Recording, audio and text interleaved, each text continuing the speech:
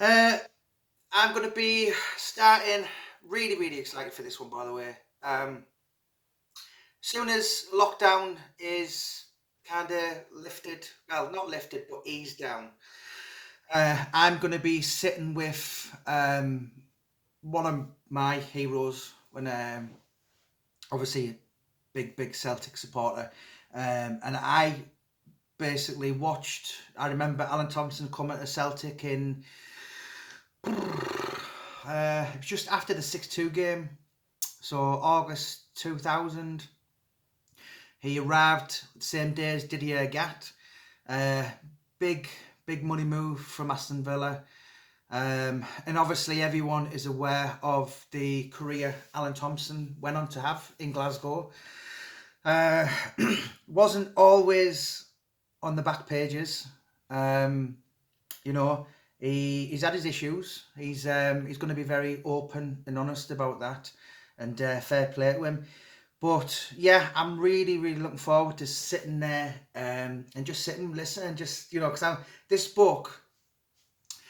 Uh, so yeah, it's going to be. I'm going to sit with.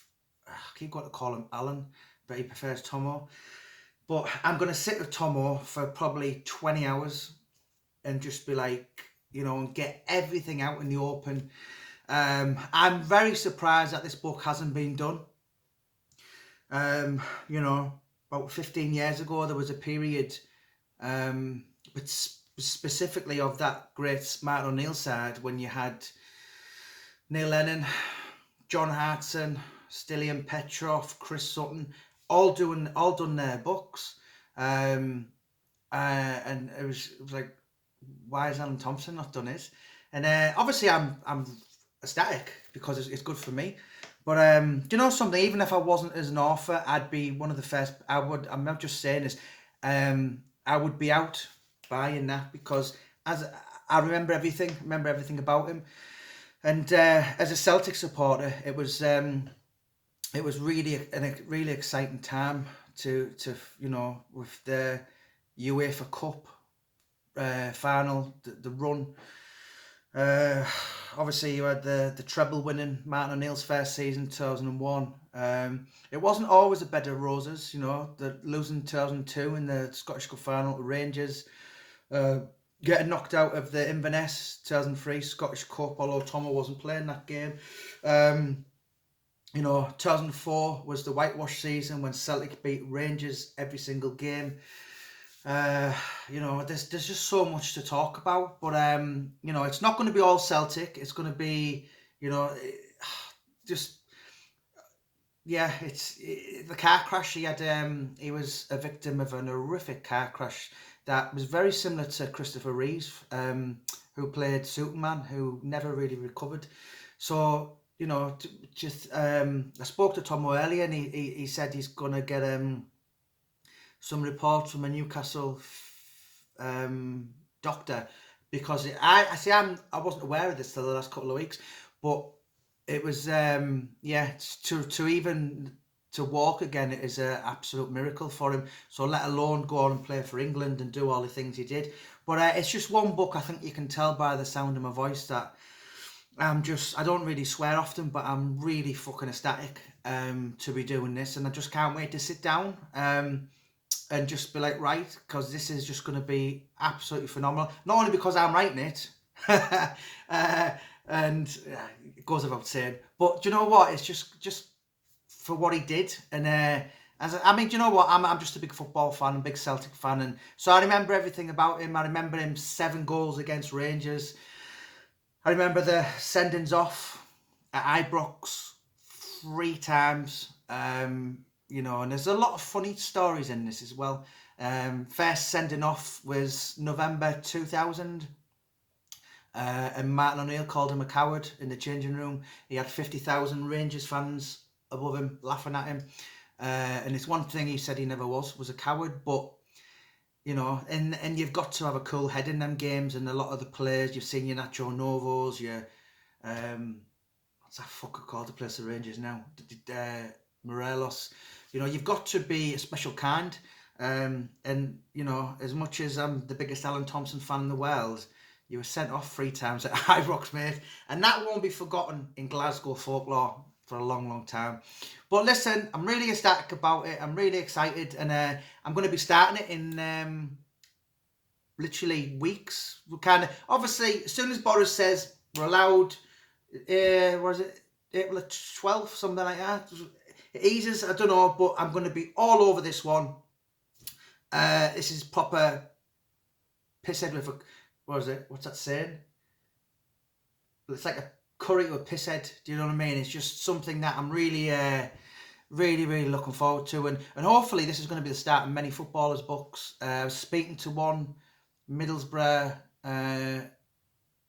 former Middlesbrough player the other day, but he's played for England. And there's another. So hopefully the floodgates are gonna open with this.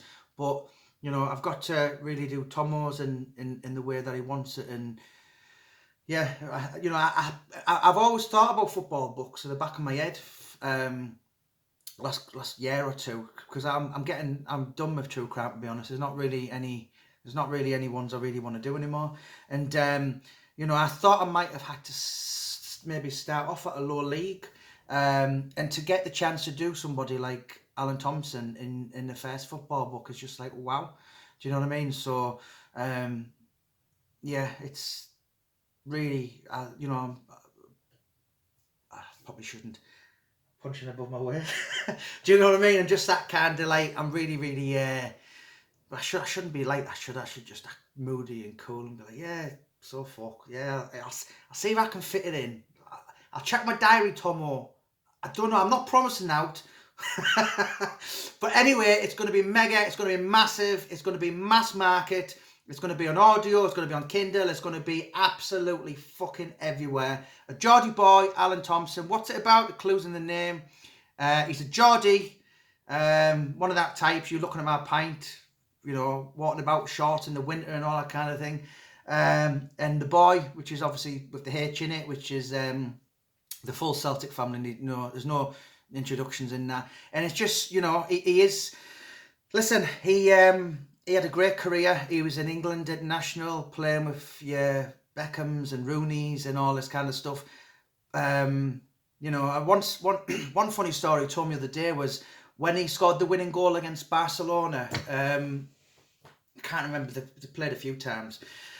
He changed shirts with Ronaldinho, and I just sat and thought, I wonder if Ronaldinho's now in his house, looking at his bar going, Thompson, who the fuck's Thompson? No, I'm sure he's like, yeah, it's my prized possession. But you know, it's like he did a lot, but also it wasn't just for Celtic. He was a massive Bolton legend. Fans' favourite, was there 5 years, Wembley playoff final. You know, so he was part of that iconic, fantastic underdog Bolton team. Your Andy Walkers, your Mixture Patalanans, John McGinley's, Owen Coyles. What else was there? Alan Stubbs, Jason McAteers. So that, you know, that was a really good Bolton team, and it didn't surprise me that a lot of them went on to do really well in other clubs. But yeah, it's like I said, you know, it's just going to be a book that I just really be like, do you know what? Forget everything and focus on this for a couple of months. So I'm looking to start this in March. So I think we're maybe looking at to get this one out for about the autumn, September, October time. Most definitely before Christmas. So if you're watching this and you're a Celtic fan, or even if you're not a Celtic fan, if you're a Jamie Boyle fan, and you just want to buy your loved one a proper Christmas present, a Geordie boy, Alan Thompson. Keep following this page for more updates. And yeah, this one is going to be really fabulous. So thank you so much. Keep following the page. God bless.